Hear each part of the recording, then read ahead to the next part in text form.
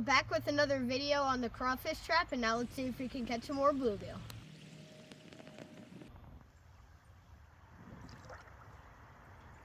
Oh yeah, caught another big bluegill. Ooh yeah, caught a lot of guys. Big chub. Bluegill. Big chub. Big chub. Looks like we got a pretty good haul here. Looks like we got at least one green sunfish in there. Maybe a couple pumpkin seeds too. There we go. It's green sunfish.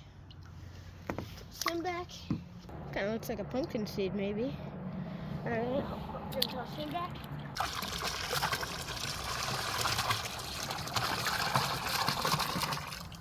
If you like this, then be sure to subscribe for more creek walk content.